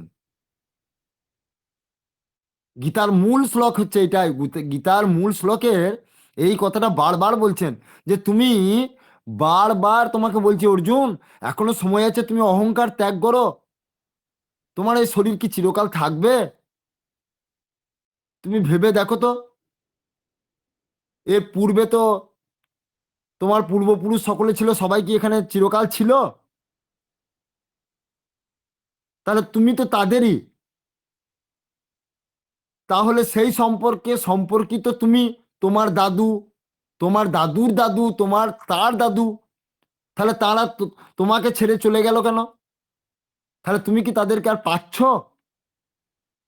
তাহলে প্রকৃতপক্ষে তারা কি তোমার হলো? তারা তোমার হলো না। তাহলে তোমার আপনজন কে, এইটা তোমাকে জানতে হবে। তোমার আপনজন কে? ঈশ্বর। তখন অর্জুন বলছেন যে প্রভু, তাই বললেন যে তুমি তোমার অহংকারকে আগে ত্যাগ করো। তা সেই অজ্ঞানতা মোহকে কাটাবার জন্য, এগুলো সকলেই আমরা সবাই জানেন। তো যাই হোক, তবু আমরা একটুখানি সে পুনরাবৃত্তি করছি, যেহেতু আজকে গীতা জয়ন্তী, এগুলি সবারই জানা। তাই সেই শিক্ষাগুলি আমরা একটু আলোচনা করলে আমাদের জীবনে আনন্দ হয়, এবং এগুলি যদি আমরা গ্রহণ করতে পারি, তাহলে আমাদের জীবন ধন্য হয়ে যাবে। তা তখন বলছেন যে হে অর্জুন, ঠিক আছে, তোমার এতে মন খারাপের কিছু নাই, সবাই তোমার আত্মীয়, ঠিক আছে, সবাই তোমার আত্মীয়। কারণ এখানে তোমার আত্মীয়তা আছে ঠিকই, কিন্তু এই আত্মীয়গুলো, তুমি যেমন বলছো তোমার ভাইরা রয়েছে, তোমার দাদা রয়েছে, তোমার ভাই রয়েছে, তোমার গুরুজন রয়েছে, সবাই তোমার আত্মীয়। হ্যাঁ, কিন্তু এই আত্মীয়তা, এই যে আত্মীয়, তুমি বলছো আত্মীয় স্বজন সব আমার রয়েছে। দেখো হে অর্জুন, তুমি আত্মীয় কথাটা বলছো, কিন্তু তুমি, আত্মীয় কথার মানে কি? আত্মীয় কথাটার মানে কি? আত্মীয় অর্থাৎ আত্মা সম্বন্ধীয়। তাহলে তুমি বলছো এরা সবাই নিজের, তোমার আত্মীয়, অথচ তুমি সেই নিজের লোকটিকে ধরছো না। আত্মা সম্পর্কিত আত্মীয়, আত্মা সম্পর্কিত আত্মীয়। আত্ম মানে নিজের, সে নিজের কে? আত্মা। অর্থাৎ আমার, আমার শরীরের ভিতরে যে আত্মা রয়েছে, এই আত্মা সর্বঘটে রয়েছে। তোমার ভাই, তোমার দাদা, তোমার গুরুজন, সবারই মধ্যে ওই একই আত্মা রয়েছে। কিন্তু ওই আত্মা যেখান থেকে এসেছে, ওই আত্মা যেখান থেকে এসেছে সেই আত্মাকে তো তুমি জানছো না। ওই আত্মা কোথা থেকে এসেছে? পরমাত্মা থেকে এসেছে। তাই তোমার আসল আপনজনকে তুমি জানছো না, তুমি তার অংশকে নিয়ে পড়ে আছো। তাই তুমি আসলটি যদি জানো, তুমি আসল তোমার নিজে কে, তোমার আপন কে, সেটিকে যদি তুমি জানো, তাহলে দেখবে তোমার এই আত্মীয়তার মধ্যে তোমার এক সৌহার্দ্য সৃষ্টি হবে, যেখানে তোমার আমিত্ব বোধ থাকবে না, অহংকার থাকবে না, সেখানে তোমার কর্তৃত্ব বোধ থাকবে না। এই আত্মাকে তোমাকে জানতে হবে। এটা কি বলা হচ্ছে? আত্মজ্ঞান। এই আত্মজ্ঞান কি না, এই আত্মা হচ্ছে সাক্ষাৎ পরমাত্মার অংশ, অর্থাৎ ভগবানের। সেই পরমাত্মা সাক্ষাৎ ভগবান, আর সেই ভগবানের অংশ হচ্ছে আমরা সবাই। ভগবানের অংশ হচ্ছে সমস্ত আত্মা, জীবাত্মা সমস্ত, হ্যাঁ, জীবাত্মা সবাই ভগবানের অংশ। তাহলে সেইখানে আমার সবাই আপন, কি হিসাবে আপন হলো? না, ভগবানের সম্পর্কে সম্পর্কিত। হ্যাঁ, তো সেখানে ভগবান বলছেন সমহং, বলছেন যে সমহং সর্বেষু, বলছে সমস্ত কিছুই সমান, সমস্ত কিছুই সমান। সমহং সর্বেশ, বলছে সমস্ত জীবই সমান। না, যেখানে সমান আত্মা সবারই মধ্যে বিরাজ করছেন। ভগবান বলছেন অদ্দেষ্টা সর্বভূতানাং, অদ্দেষ্টা সর্বভূতানাং। তাই সমস্ত ভূতে অদ্দেষ্টা, অদ্দেষ্টা মানে অহিংসা শূন্য, অর্থাৎ সেখানে হিংসা থাকবে না। কখন? না, যখন সমজ্ঞান লাভ হবে, যখন সমতা লাভ হবে। সমতা হবে কখন? যখন আমরা জানতে পারবো যে ভগবানই সর্বঘটে বিরাজ করছেন। কিন্তু তোমার এখন সেই জ্ঞানটা হয় নাই। তুমি এখন ভাবছো যে এখানে এরা আমার আত্মীয় স্বজন, হ্যাঁ, অথচ তোমার সঙ্গে তারা তোমার ধর্মকে তারা লোপ করতে চেয়েছে। যেমন ওখানে দেখা যাচ্ছে যে আমাদের একদিকে যেমন ধর্ম, আর একদিকে যেমন অধর্ম। বলে তুমি ধর্মের সঙ্গে রয়েছো, কারণ তুমি আমাকে ভালোভাবে জানবার চেষ্টা করছো না যে পরম আত্মীয়কে, পরম আত্মীয় ঈশ্বর, আর সেই ঈশ্বর হচ্ছে আমি। কারণ গীতাতে তো ভগবান সম্পূর্ণ ষড়ৈশ্বর্যশালী ভগবান নিজ তার রূপকে ধরা দিয়েছেন। সেই জন্য তিনি বারবার বলতে চাইছেন যে সেই ঈশ্বরই হচ্ছে আমি। তখন অর্জুন সেটাও মেনে নিচ্ছে না, বলছে আরে তুমি এই সকল কথা কেন বলছো? তুমি তো আমার বন্ধু, তুমি তো আমার সখা। হুম তো তখন ভগবান তখনই তো বিশ্বরূপটা তাকে দর্শন করিয়েছিলেন ওই অজ্ঞতার জন্যে। তখন অর্জুন বলছে আরে তোমার আর আমার তো কিছুদিন আগেই জন্ম হয়েছে, তোমার আমার তো কিছুদিন আগেই জন্ম হয়েছে, তাহলে তুমি কি করে ঈশ্বর হলে? তখন তো ভগবান কৃষ্ণ বললেন যে দেখো, তুমি হচ্ছে জীব আর আমি হচ্ছি পরমাত্মা, আমি হচ্ছি ভগবান। বলে আমি তোমাকে যে উপদেশগুলো দিচ্ছি, এই উপদেশগুলো আমি পূর্বে দিয়ে এসছি সে সূর্যদেবকে কোটি কোটি বছর আগে। বলে সেটা আমি বিশ্বাস করব কি করে? তখনই তো অর্জুনকে বোঝালেন যে দেখো, আমি তোমার পরমাত্মীয়, এরা তোমার আত্মীয়, কিন্তু আমি হচ্ছে তোমার পরমাত্মীয়, অর্থাৎ আমি ধর্ম। তুমি ধর্মের সঙ্গে রয়েছে, অথচ তুমি ধর্মকে মানছো না, তুমি অধর্মের দিকে যাচ্ছ। অধর্মে সেখানে দেখা যাচ্ছে আমাদের দুর্যোধন, দুঃশাসন, এরা তোমার ভাই ঠিকই, তোমার আত্মীয়, আত্মা সম্পর্কীয় আত্মীয়। হ্যাঁ, এখানেও ভগবান বিরাজ করছে তাদের মধ্যেও, আমিও সেখানে বিরাজ করছি। ভগবান কৃষ্ণ সেখানে পরোক্ষভাবে বলছেন যে ভগবান সবারই মধ্যে বিরাজ করছেন, কিন্তু তুমি অধর্মের পথ অবলম্বন করছো। এই গীতা শিক্ষা দিচ্ছে যে সবারই মধ্যে ভগবান বিরাজ করলেও, সকলের মধ্যেই ভগবান আছেন, সকলের মধ্যে ভগবান থাকলেও তুমি কাকে গ্রহণ করবে? না, ধর্মের পথটা তোমাকে গ্রহণ করতে হবে। যেহেতু ভগবান সৃষ্টি তত্ত্বতে হ্যাঁ, পাপ পুণ্য সব সৃষ্টি করেছেন। তা সেই জন্য সজ্জন মানুষ পুণ্যটাকে গ্রহণ করে, আর কুজন মানুষ পাপটাকে গ্রহণ করে। তাই এখানে সজ্জন, তুমি সজ্জনের পক্ষে হয়ে তুমি কুজনটাকে গ্রহণ করছো, তার ফল হচ্ছে ভয়াবহ, তার ফল হচ্ছে অশান্তি, দুঃখ।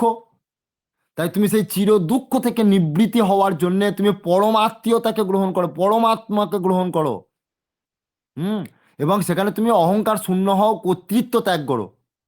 সেই বারবার তিনি সেইখানেই বোঝাতে চাইলেন কি, না এই সবাই তোমার আপনার হলেও এগুলো সব অস্থায়ী, এখানে কেউ চিরকাল থাকবে না। হ্যাঁ, কেউ চিরকাল থাকবে না। তুমি, তাই তুমি কি করবে, তুমি সেই ভগবান আমাকে ভজনা করো। আমাকে ভজনা করলে তুমি নিত্য শাশ্বত সুখ লাভ করবে, নিত্য সুখ তুমি পাবে। তাই অর্জুন এখানে ঘাবড়ে যাচ্ছে, বলছে প্রভু আমি ঠিকঠাক বুঝে উঠতে পারছি না। হ্যাঁ, তখনই তো সেই, তখনই ভগবান তাকে বিশ্বরূপটা দর্শন করালেন, বললেন দেখো তুমি আগে আমার এই রূপটা দেখো তো। বিশ্বরূপ দর্শন করালেন। তখন বললে আরে, আমি এতদিন কাকে আমি মানুষ বলে চিনেছিলাম, বলে এ তো সাক্ষাৎ মানুষ নয়, ইনি তো সাক্ষাৎ ঈশ্বর পরমেশ্বর। তখন বলছে যে প্রভু এইবার আমাকে যথার্থ জ্ঞান দিন, আমার কোনটা ভালো কোনটা মন্দ, আপনি এত কিছু বলেছেন গীতাতে, আমার সব গুলিয়ে যাচ্ছে, আমি কিছু বুঝে উঠতে পারছি না। আমার ক্ষেত্রে এখন কোনটা প্রযোজ্য সেইটা তুমি আগে আমাকে বলো। এই এত কথা বলার পর, আত্মা পরমাত্মা এরকম অনেক কিছু বলার পর, যোগ জাগ নানা রকম কিছু বললেন। হ্যাঁ, বললেন এরপর আমাকে সহজ পন্থাটি বলো, আমার অত সকল মাথায় ঢুকছে না। তখন ভগবান বলছেন ঠিক আছে অর্জুন, তুমি এখন ধাতস্থ হয়েছো মাত্র, তুমি এখন জেনেছো, তুমি এখন আমাকে মেনেছো। এখন শুধু মানলেই হবে না, তুমি আমাকে এখন পরিপূর্ণভাবে তোমাকে মানতে হবে। তা পরিপূর্ণ মানাটা কি? না, পরিপূর্ণ মানাটা হচ্ছে সেখানে গীতাতে বলছেন যে তুমি আমাকে গুরু রূপে বরণ করো। দেখুন গীতাতে কত রকম শিক্ষা দিচ্ছেন আমাদের, গীতা কি বললেন, তুমি আমাকে গুরু রূপে বরণ করো। গুরু মানে ভারী, বলে তুমি আমাকে সর্বোচ্চ ভারী বস্তু রূপে আমাকে, হ্যাঁ, আমাকে সম্পূর্ণ সর্বোচ্চ ভারী বস্তু রূপে আমাকে গ্রহণ করো, অর্থাৎ আমার শিষ্য হও তুমি। তা তখন বলছে আমি তোমার শিষ্য হলাম। বলে না, মুখে বললে তো হবে না, মুখে শুধু শিষ্য বললেই হয়ে গেল। গুরুকরণ করলে কি করতে হয়? সেবা করতে হয়, এবং সেখানে সম্পূর্ণ শরণাগত হতে হয়। সম্পূর্ণ শরণাগত না হলে গুরু শিষ্যকে পরিপূর্ণ উপদেশ দান করে না, এটা শাস্ত্রে বলা আছে। তাই তুমি আমার যতক্ষণ পর্যন্ত পূর্ণ শরণাগতিতে না আসছো, ততক্ষণ তোমাকে আসল কথা আমি বলবো না। তখন অর্জুন দেখলো যে কিং কর্তব্য বিমূঢ়, আমি তো এতক্ষণ, হ্যাঁ, এই এত কিছু ওনার গীতার জ্ঞান শুনে আমার আর সমস্ত আমার সব গুলিয়ে যাচ্ছে, আমি তো আর কিছু খুঁজে পাচ্ছি না কি করব। তাই প্রভু, হুম, বলে শিষ্যাস্তে অহং, বলে তুমি আমার শিষ্য হও। তখন বললেন তাং প্রপন্নাং, বলে প্রভু আমি আপনার শরণাগত হলাম। শিষ্যস্তে অহং সাধিমাং তাং প্রপন্নাং, ভগবান বলছেন যে তুমি আমার শিষ্য হও।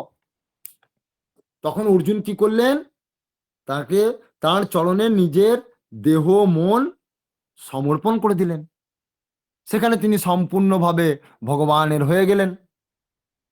তখন ভগবান বললেন বাহ অর্জুন, তুমি আজ থেকে সম্পূর্ণ আমার হয়ে গেছো। হ্যাঁ, তাই ওই যে যে দুটি শ্লোকের কথা বললাম, যে দেখো অর্জুন, সেই বিখ্যাত শ্লোক তোমাকে আগে বলি, মনমনা ভাবো, তুমি এখন আমার কি শুধু চিন্তা করো।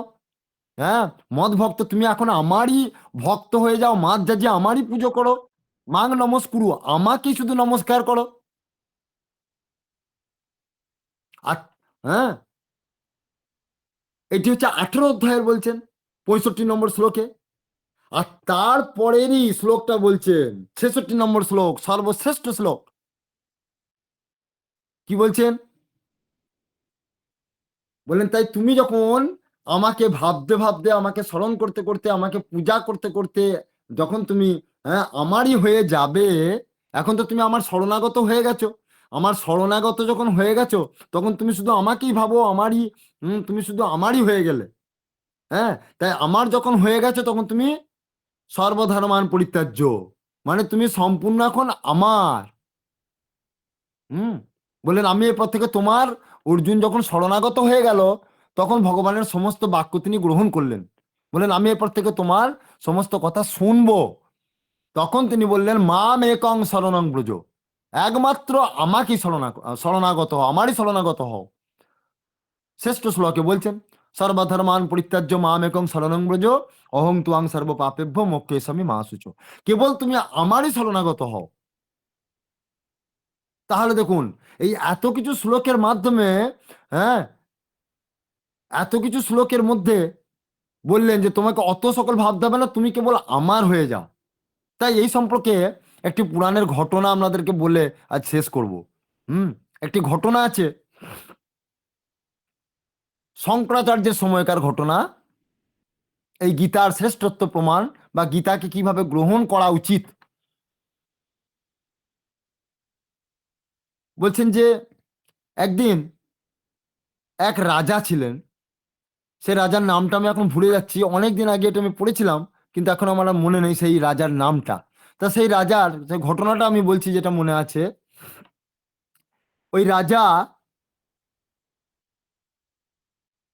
একদিন ইচ্ছা হলো যে আমি রাজত্ব পালন করছি।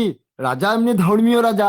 হ্যাঁ, সেখানে তার অনেক পণ্ডিত ব্যক্তি আছে, সেই পণ্ডিত ব্যক্তিদের কাছে অনেক শাস্ত্র শ্রবণ করে। হ্যাঁ, এই শাস্ত্র শ্রবণ করতে করতে তিনি অনেক আহ, ধর্মের প্রতি তার নিষ্ঠা জাগে। সেই রাজা তখন সেই পণ্ডিত দিগকে বললেন হে পণ্ডিতগণ, আমি এতদিন শুধু রাজত্ব পালন করছি, আমি ধর্মকর্ম তো তেমন কিছু করি না। তা আমার এখন কিছু গ্রন্থ আমাকে আপনারা বলে দিন, যেটা পাঠ করলে আমার খুব ভগবানের প্রিয় হতে পারবো। আপনারা সেটা বলে দিন তো। তখন পণ্ডিতগণ বললেন যে সর্বশ্রেষ্ঠ শাস্ত্র তো বেদ, তা আপনি বেদ পড়ুন। তাহলে বেদ কি? তা তখন সে পণ্ডিতরা বলছেন যে বিদ ধাতু থেকে বেদ কথাটি এসেছে। বিদ মানে হচ্ছে জ্ঞান। বলে ভগবানের জ্ঞান যে শাস্ত্র পড়লে হয়, ভগবানকে জানবার জন্য যে জ্ঞান, সেই জ্ঞানের কথা এখানে বলা আছে। সেই বেদের 4টি ভাগ এইসব বললেন। বলে বাবারে, অত আমি পারবো না, 4টি ভাগ ওইসব, অত বেদের আমি, হ্যাঁ, অত বেদ টেদ আমি অত পড়তে পারবো না, আমার সে সময় কোথায়। বলো তাহলে তুমি আরো সহজ ভাবে যদি পড়তে চাও, তাহলে উপনিষদ পড়ো। বললো উপনিষদ কি? না, তখন বলছেন যে ওই উপ শব্দের অর্থ হচ্ছে নিকটে, আর নিষদ কথার অর্থ হচ্ছে জ্ঞান। বলল যে ভগবানকে সহজভাবে পাবার যে জ্ঞানের কথা, সেটা হচ্ছে উপনিষদ। সেখানে গল্পের মাধ্যমে ইত্যাদি অনেক ঘটনার মাধ্যমে ভগবানকে জানবার খুব সহজ হয়, এরকম বলা আছে। তা বললেন যে, তা বললেন সেই উপনিষদ, উপনিষদ কিভাবে পড়বো? বলে 108টি উপনিষদ আছে। বলছে বাপরে, 108টি উপনিষদ কি আমি পড়তে পারি? অত আমি পড়তে পারবো না। তো তখন বললেন, বলে তাহলে আরো সহজ কিছু বলে দিন। তো তখন বলছেন যে সহজ বলতে তাহলে এক কাজ করুন, তাহলে উপনিষদের সার পুরাণ আছে। বলে পুরাণ কি? বলে পুরাণ মানে সেই পুরাতন, সর্বপুরাতন জিনিস, সেই ভগবান। সেই ভগবানের কথা ওখানে খুব সহজ সরল ভাবে বলা আছে। কিভাবে? না, ওখানে বলা আছে যে আপনি এই মন্ত্র জপ করলে ভগবানকে পাবেন, ওই কর্ম করলে ভগবানকে পাবেন, এই রকম বলা আছে। তা বললেন তাহলে পুরাণ কতগুলো আছে? বললে পুরাণ তো আছে 17টা। বলছি ওরে বাবারে। বললে শ্লোকও আছে প্রচুর, সমস্ত শ্লোক নিয়ে 1 লক্ষের উপর শ্লোক আছে। বললে বাবারে বাবারে, ওসব আমি তো পড়তেই পারবো না। বললো যে হ্যাঁ, এর থেকে সহজ কিছু নাই। তখন বললেন যে এর থেকে সহজ আছে মহাপুরাণ। বলে মহাপুরাণ? বলে সেটা আবার কি? বলে মহাপুরাণ হচ্ছে শ্রীমদ্ ভাগবতম। বলে ভাগবতম? বলে হ্যাঁ। বলে সেখানে সেটা ভগবানকে খুব সহজভাবে ভালো জানা যায় সেটা। বলে কি রকম? না সেখানে তার বিভিন্ন ভক্তরা তাকে ভালোবেসে পেয়েছে। হ্যাঁ, সেখানে যোগ যাগ তপস্যা এসবের কথা নয়, সেখানে ভগবানকে নিজের মতো ভালোবাসতে, যে ভগবান আমার নিজের জন। হ্যাঁ, তা বললো সেটা কিভাবে আমি পড়বো? বলে সেখানে 18,000 শ্লোকের কথা উল্লেখ উল্লেখ আছে। বলছি ওরে বাপরে, 18,000 শ্লোক আমি কি করে পাঠ করব? রাজত্ব চালাবো না 18,000 শ্লোক পাঠ করব? বলে এর থেকে সহজ কিছু বলুন। তখন বলে এর থেকে সহজ, বলে হ্যাঁ আর একটা এর থেকে সহজ জিনিস আছে, সেটা হচ্ছে ভাগবত গীতা। বলে ভাগবত গীতা? বলে সেটা আবার কি? বলে হ্যাঁ ভাগবত গীতা, সেটা ওই গান আকারে দেওয়া আছে। হ্যাঁ, ভগবানের কিছু মন্ত্র দেওয়া আছে, ভগবান ডাইরেক্ট সেখানে বলে দিচ্ছেন আমাকে পাবার উপায়, খুব সহজ সরল ভাবে সেখানে উপায় বলেছেন। বলে তা কতগুলি উপায়ের কথা বলেছেন? বললেন 700টি শ্লোক আছে সেখানে। বলে বাবারে 700 শ্লোক! বলে 700 শ্লোক আমি কি করে করব? এ আমার দ্বারা সম্ভব না। বলে এর থেকে কিছু কম নাই? তখন সে পণ্ডিত ব্যক্তিরা বললেন যে না প্রভু, আর তো কিছু উপায় নাই। গীতার গীতার থেকে সহজ তো আর কিছু নাই। তখন সেই রাজা রেগে গেলেন, বললেন আপনারা সকলেই খুঁজুন, এমন কোনো ব্যক্তিকে খুঁজুন যে এর থেকে সহজ কোনো নিয়ম আমাকে বলতে পারে। বলছে না হলে আমি গোটা রাজ্যকে ধ্বংস করে দেবো। বলে আমার এখন ভগবানকে পাবার খুব ইচ্ছা, খুব সহজভাবে পাওয়ার ইচ্ছা। এখন পণ্ডিতগণ ভেবেছে আচ্ছা মানুষ তো রাজা, ভগবানকে পাওয়া কি এত সহজ ব্যাপার? ষড়ৈশ্বর্যশালী ভগবান, তাকে কি সহজভাবে পাওয়া যায়? তা তিনি তো সেই গীতাতেই বলেছেন 700 শ্লোকের মাধ্যমে, এর থেকে আর সহজ কি হবে? এবার রাজার আদেশ যে তোমরা আরো কোনো কাউকে, বড় কাউকে দেখো, কোনো বড় পণ্ডিতকে দেখো। তখন তারা সারা ভারতবর্ষে ঘুরতে ঘুরতে তখন সবাই সেই শঙ্করাচার্যের সান্নিধ্য গ্রহণ করলো। শঙ্করাচার্যকে সমস্ত কথা বলাতে হুম শঙ্করাচার্য বললেন যে চলুন সে রাজার কাছে আমাকে নিয়ে চলুন। তখন শঙ্করাচার্যের মহমুদ্গর লেখা কমপ্লিট হয়ে গেছে। চিন্তা করুন এই কথাটি, মহমুদ্গর তখন লেখা হয়ে গেছে। সেই মহমুদ্গরের সর্বশ্রেষ্ঠ শ্লোক কি? ভজ গোবিন্দাং গোবিন্দাম ভজ মূঢ়মতে। বলছেন যে হে মূঢ়মতি, এই দেহ থাকতে থাকতে, সময় থাকতে থাকতে তুমি কেবলমাত্র গোবিন্দকে ভজনা করো, কারণ এমন একটা দিন আসবে, নেহি নেহি রক্ষতি ডু কিং করণে। বললেন যে সেই মৃত্যুর সময়ে কেউ তোমাকে রক্ষা করতে পারবে না একমাত্র ভগবান ছাড়া। অর্থাৎ মৃত্যুর পরে তোমার গতি হবে যমলোক। তুমি যদি ভালো কর্ম করো তাহলে যাবে স্বর্গে, আর খারাপ কর্ম করলে তুমি যাবে নরকে। সেই বিচার করবে যমলোক। অর্থাৎ তোমার জমের পাশে যদি না যেতে হয়, ডাইরেক্ট যদি তুমি ভগবানের কাছে যেতে হও, তাহলে তুমি গোবিন্দকে একমাত্র ভজনা করো। সেই সময় তার মহমুদ্গর কমপ্লিট হয়েছে লেখা। তাই সেই সময় হুম সেই শঙ্করাচার্য প্রবেশ করলেন সেখানে। শঙ্করাচার্য রাজার কাছে এলেন, রাজামশাই বলছেন, তখন শঙ্করাচার্য বলছেন যে পণ্ডিত মশাই তোমাকে যথেষ্ট, আপনাকে যথেষ্ট জ্ঞান দিয়েছে, সর্বশ্রেষ্ঠ শাস্ত্রের কথা আপনাকে বলেছেন গীতা। তা বললেন আমাকে সহজ নিয়ম বলে দিন প্রভু। বললেন সহজ নিয়ম শুনবে? বললেন তাহলে তুমি আমাকে গুরুতে বরণ করো, তুমি আমার শিষ্য হও। চিন্তা করুন, আমি সার কথাটা বলছি এরপর হুম কি শিক্ষা দিচ্ছে গীতা আমাদের। তা বললেন গীতার সার সার শ্লোক তোমাকে বলবো, তুমি আমার শিষ্য হও। বললেন এটার জন্য আমাকে শিষ্য হতে হবে? বলছে হ্যাঁ, গীতার গুহ্যতম, বলছেন গীতার সর্বশ্রেষ্ঠ বাহ্যতম শ্লোক হচ্ছে সর্বধর্মান পরিত্যাজ্য মামেকং শরণং ব্রজ। কিন্তু গীতার গুহ্যতম সর্বশ্রেষ্ঠ শ্লোক হচ্ছে শিষ্যস্তে অহং সাধিমাং তাং প্রপন্নাং। বলে যেটা ভগবান অর্জুনকে বলেছিলেন, আজকে আমি, হে রাজন, আজকে আমি তোমাকে বলছি তুমি আমার শিষ্য হও। তখন তিনি সেই শঙ্করাচার্যের কাছে দীক্ষা নিলেন এবং বললেন তুমি আমাকে সেবা করো, ওটাই গীতা। তা তখন বলছেন তাহলে আহ, আমি কি পড়বো? বললেন তখন তো তিনি দেখছেন যে একে কিছু একটা পড়তে তো দিতে হবে। তো তখন বললেন তুমি ওই সর্বশ্রেষ্ঠ শ্লোকটা পড়ো, গীতার সর্বশ্রেষ্ঠ শ্লোক, যেটা 18 অধ্যায়ের 66 নম্বর, সর্বধর্মান পরিত্যাজ্য মামেকং শরণং ব্রজ অহং ত্বং সর্ব পাপেভ্য মোক্ষয়িষ্যামি মা শুচ। তখন বলছে ওরে বাবারে, এই এতগুলো কথা তো আমি বলতে পারবো না, আমাকে খুব সহজে করে দিন না গুরুদেব। বললেন আরো সহজে করতে হবে? বলে হ্যাঁ। বলে, ঠিক আছে, তুমি এক কাজ করো, 4টি শব্দ তুমি উচ্চারণ করো, 4টি শব্দ তুমি উচ্চারণ করো। বলেন 4টি শব্দ? ওই 4টে পারবে তো? এর থেকে কিন্তু আর সহজ হবে না, দেখো ঠিক কন্ডিশন হয়ে যাচ্ছে। বলে হ্যাঁ প্রভু 4টি। বলে তুমি এত বড় রাজা আর তুমি 4টি শব্দ মুখস্থ করতে পারবে না? 4 তত্ত্ব জানতে পারবে না?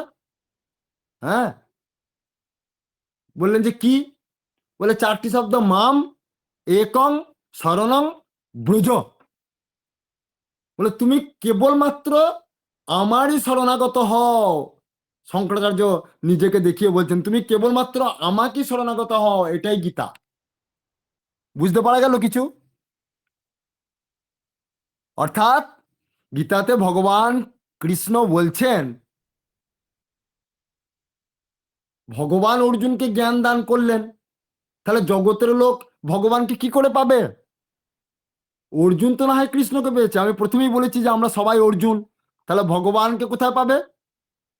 অর্জুন তো সাক্ষাৎ ভগবানকে পেয়েছিল, তাহলে আমরা কি সাক্ষাৎ ভগবানকে পাবো না? ভগবান সে কথা গীতাতেই বলে দিয়েছেন। বললেন হে অর্জুন, এই গুরু শিষ্যের সংবাদ চিরকালের, এটা শুধুমাত্র এখনকার জন্য এটা আবদ্ধ নয়, যুগ যুগ ধরে আমি চলে আসবো, আমি যুগ যুগ ধরে আমি, হ্যাঁ, ভক্তের কাছে আমি থাকবো, ভক্তকে ছাড়া তো আমি থাকি না। অহং ভক্ত পরাধীনা। বলে এই জন্যই তো তোমার রথের সারথি করছি গো। হুম। চিরকাল আমি থাকবো কি রূপে? গুরু রূপে পৃথিবীতে চিরকাল থেকে যাবেন, গুরু রূপে। আর সেই শিষ্য হচ্ছে অর্জুন। তাই সদ্গুরুই সাক্ষাৎ ভগবান কৃষ্ণ, সদ্গুরুই ভগবান। গীতা এই শিক্ষাই দিচ্ছেন গীতাতে ভগবান, যে তুমি আমাকে গুরু রূপে বরণ করো, আমার আদেশ পালন করো। অর্থাৎ শাস্ত্রের জোর ছাড়াতে গেলে, গীতার জোর ছাড়াতে গেলে, হ্যাঁ, গীতার প্রচুর শ্লোক আছে, সবারই তো আর বোধগম্য হওয়ার সম্ভব নয়।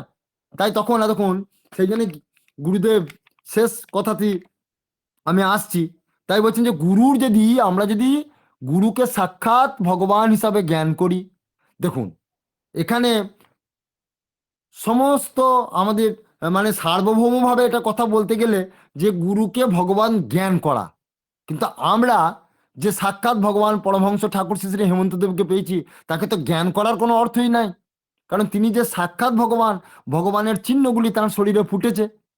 হ্যাঁ, এ তো সাধু মহাত্মারা তারাই প্রমাণ করেছেন, বৃন্দাবনের সমস্ত সম্প্রদায়ের সাধুরা সেটা পেয়েছে, কি রামানুজ, হ্যাঁ, কি বল্লভ, হ্যাঁ, কি মাধ্যাচার্য সম্প্রদায়, সমস্ত সম্প্রদায়ের, হুম, সমস্ত সম্প্রদায়ের সাধুরাই তাকে সাক্ষাৎ ভগবত জ্ঞান করেছেন।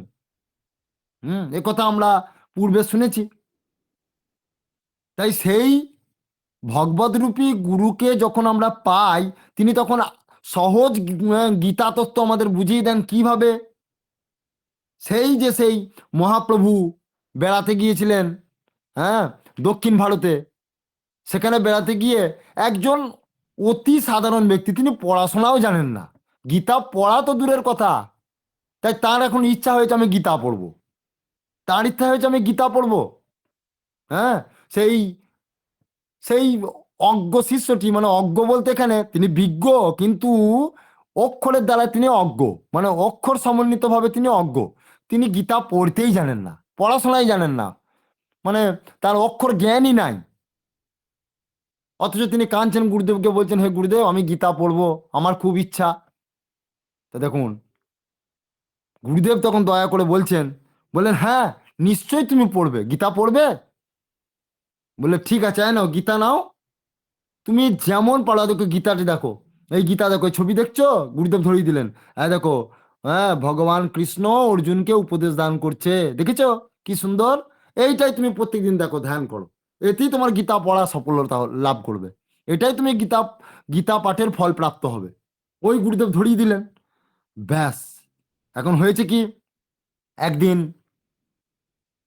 দেখছে যে, আর গুরুদেব বলেছিলেন তুমি ওই যা পারো পড়াশোনা করার চেষ্টা করো, যা পারো তুমি গীতার শ্লোকগুলোকে আওড়ে যাও, তোমার মনে যা আসে ওই গীতার শ্লোকগুলোকে দেখো আর পড়ো। হ্যাঁ, আর তখন সঙ্গে সঙ্গে কি করলেন, ওই গীতা, হ্যাঁ, দেখতে দেখতে দেখতে দেখতে উনি পড়ছেন। আর সেখানে কিছু তথাকথিত শিক্ষিত ব্যক্তিরা তাকে অবজ্ঞা করতে লাগলো, বলল যে আরে আপনি, হ্যাঁ, আপনি তো গীতা পড়তেই জানেন না, অথচ উল্টো পাল্টা এ সকল পড়ছেন, কি পড়ছেন এ সকল? গীতা তো কোনো উচ্চারণই ঠিকঠাক হচ্ছে না, আপনি গীতা পড়তে জানেন? তাকে খুব সেই বিদ্রূপের সহিত তাকে অজ্ঞ, হ্যাঁ, তাকে কত রকম উপহাস করছে, কত রকমের তাকে উপহাস করছে গোটা গ্রাম পাড়ার সব লোকেরা। আর সেই পথ দিয়ে তখন মহাপ্রভু পেরিয়ে যাচ্ছিলেন। মহাপ্রভু পেরিয়ে গিয়ে সেখানে দেখলেন তিনি হাউ হাউ করে কাঁদছেন আর গীতাটিকে ধরে বসে আছেন। সেখানে গিয়ে পাশে বসে, হ্যাঁ, সেই ব্যক্তির গীতা পাঠ শেষ হলো। হ্যাঁ, তারপরে তখন মহাপ্রভু তাকে বলছেন যে হে প্রভু, আমি এতক্ষণ আপনার গীতা পাঠ শুনছিলাম, হ্যাঁ, তা আপনি গীতা পাঠের, হ্যাঁ, হ্যাঁ, এত আনন্দ কিভাবে লাভ করলেন, আমাকে একটুখানি বলুন না। বলেন, তখন উনি দেখতেই পাননি, উনার খেয়ালই নেই, উনার কোনো বাহ্য দশা, উনি বাহ্য দশা হারিয়ে গেছেন। তিনি অন্তর, হ্যাঁ, তিনি অন্তর্দশাতে পৌঁছে গেছেন। তিনি তখন তার বাইরের সমস্ত কিছু, হ্যাঁ, মানে বাহ্য ইন্দ্রিয় তার কাজই করে না, তখন তিনি সেই গুরুদেবের কথাই ভাবছেন, গুরুদেব যেভাবে গীতা পড়তে শিখিয়েছিলেন সেই কথাই তিনি ভাবছেন। ভাবতে ভাবতে ভাবতে ভাবতে যখন তার গীতা পড়া শেষ হয়ে গেল, তখন তিনি সম্বিত ফিরলেন। আর ফিরেই দেখছেন মহাপ্রভু বললেন, প্রভু আপনি এসেছেন, আমি তো আপনাকে দেখতে পাইনি। তখন বললেন, আমি তোমার সমস্ত গীতা পাঠ সবটাই শুনেছি, আমি মনে খুব আনন্দ পেয়েছি। তুমি কিভাবে আমাকে একটু বোঝাতে পারো, তুমি কি আনন্দ পেয়েছো? মহাপ্রভু তাকে জিজ্ঞাসা করলেন। তখন তিনি বলছেন যে অর্জুনের রথে কৃষ্ণ হইয়া রজ্জুধর, বসিয়াছেন হাতে স্তোত্র শ্যামল সুন্দর, কহিতেছেন অর্জুনের জ্ঞান উপদেশ, ইহা দেখি মোর মনে আনন্দ বিশেষ, যাবৎ পড়ি তাবৎ পাই তাহারও দর্শন, এই হেতু গীতা পাঠে না ছাড়ে মোর মন। বলছেন যে আমার গুরুদেব আমাকে বলেছিলেন যে অর্জুনের, হ্যাঁ, এই যে উম, এই যে কৃষ্ণ রয়েছে, কৃষ্ণ অর্জুনের রথের সারথি হয়েছে। হ্যাঁ, বললে যে এই ছবিটি দেখে আমার মনের খুব আনন্দ হচ্ছে, যে সাক্ষাৎ ভগবান অর্জুনের রথের সারথি হয়েছে।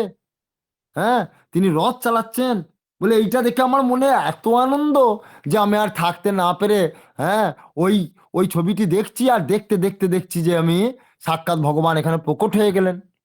আমি তখন দেখছি সেই গুরুদেবের আদেশ পালন করেছি, আমি দেখছি গুরুদেবের সেই আসল রূপটা এখানে ফুটে উঠেছে। হ্যাঁ, সেই কৃষ্ণ, সেই সাক্ষাৎ ভগবান সেখানে তিনি, হ্যাঁ, একদিকে যেমন গুরুর রূপটি দেখছেন, আবার একদিকে কৃষ্ণ রূপ, এই দুটি রূপ তখন এক হয়ে তিনি সেই গীতার মধ্যে দেখতে পাচ্ছেন। তখন সেই মহাপ্রভু তাকে জড়িয়ে ধরে বললেন, তুমি আসল গীতা সেবী, তুমি আসল গীতা পড়তে জানো, তাই আমরাও সেই এইভাবে আমরা গীতাকে ভালোবাসবো। হ্যাঁ, এইভাবেই আমাদের গীতা যেন প্রাণ সর্বস্ব হয়। যাই হোক, অনেকটা দেরি হয়ে গেল আজকে, এইখানে আমার, হ্যাঁ, গীতা ভাগবতী কথা বিশ্রাম লাভ করুক। জয় গুরু রাধেশ্যাম, জয় গুরু রাধেশ্যাম, জয় গুরু রাধেশ্যাম। জয় গুরু রাধেশ্যাম, জয় গুরু রাধেশ্যাম। অপূর্ব ভাগবতী কথা আমরা শ্রবণ করলাম, গীতা মাহাত্ম্য, গীতার সঠিক দিগদর্শন আমরা শ্রবণ করলাম। আমাদেরও যেন গীতা পাঠের মূল উদ্দেশ্যই হয় সেই গুরুচরণে, গুরুদেবের শ্রীচরণে শরণাগতি। সেই আশা নিয়ে, মহারাজের শ্রীচরণে সেই প্রার্থনা নিয়ে, তার আশীর্বাদ নিয়ে, তৎপরি গুরুদেবের দয়া এবং কৃপা যেন আমাদের প্রতি বর্ষিত হোক, এই প্রার্থনা তার রাঙা চলল জীবনে আশা করে মহারাজকে অনেক অনেক প্রণাম, ধন্যবাদ জানানো তো উচিত নয়, মহারাজকে আমাদের অনেক অনেক প্রণাম যে আমাদের ডাক স্বীকার করেছেন। মহারাজের অতি মূল্যবান সময়, কারণ মহারাজের এই সময়টা হয় স্বাধ্যায়ের সময়, চর্চার সময়, সেটি তিনি আমাদের দিলেন। এটা একটা অসাধারণ প্রাপ্তি আমাদের। না, অনেকটা দেরি, দেরিও তো করিয়ে দিলাম। অনেকটা দেরি হয়ে গেল, তোমার তো খেয়ালই ছিল না। দেরি তো এমনিতেই হয়ে গেছে। হ্যাঁ। জয় গুরু রাধেশ্যাম। মানে আমি আমার কথা বলছি, আমার অনেক দেরি হয়ে গেছে। না, না বাবা, এরকম কত জয় রাত্রি তো চলে যাচ্ছে, কত রকম অকাজে কুকাজে। আজকের বরং সময়টা ঠিক গেল, আজকের বরং সময়টা আমাদের সার্থক হলো। হ্যাঁ, এক ঘড়ি আধে ঘড়ি আধেও মে হাত, তুলসী সঙ্গ সন্ত কি হরে কোটি অপরাধ। এই শান্ত প্রবচন আমাদের কর্ণে প্রবেশ হলো। এই যে কত পুণ্য বলে পাওয়া যায়, তা যারা সৎসঙ্গ করে তারাই বোঝেন। যাকে আমাদের প্রাপ্তি হলো, মহারাজের দীনতার আহ, আমাদের কাছে সত্যি প্রশংসনীয়। এবং প্রভু তোমার দর্শন একবার করিয়ে দাও, আমরা সবাই তোমায় প্রণাম করি।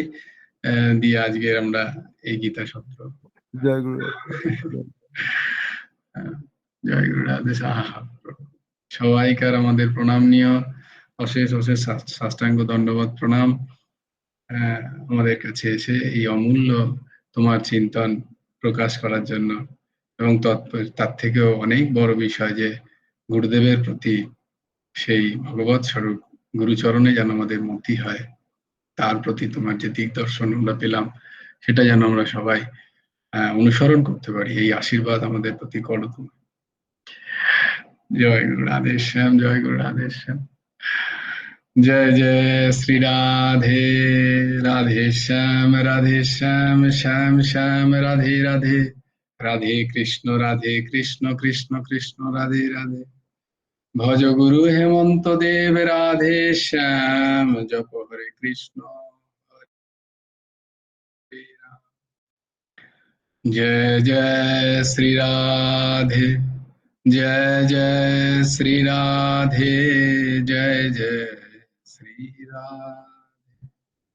हरि बोल, हरि बोल, हरि हरि बोल। जय गुरुदेव, जय गुरुदेव, जय गुरुदेव। जय जय परमहंस ठाकुर श्री श्री हेमंत देव गुर जय गुरु राधेश्याम। श्री गुरार्पणमस्तु, শ্রী হেমন্ত দেবার্পণমস্তু। জয় গুরু রাধেশ্যাম। সবাই ভালো থেকো, সুন্দর থেকো। কালকে আবার আমাদের দেখা হবে 10টার সময়। মহারাজকে অশেষ অশেষ প্রণাম এবং আশীর্বাদের প্রার্থনা নিয়ে আজকের গীতা সত্র এখানেই সমাপ্ত হোক, শান্ত হোক। সবাই ভালো থেকো, কালকে আবার দেখা হবে। জয় গুরু রাধেশ্যাম। জয় গুরু রাধেশ্যাম। আমি মহারাজ কালকে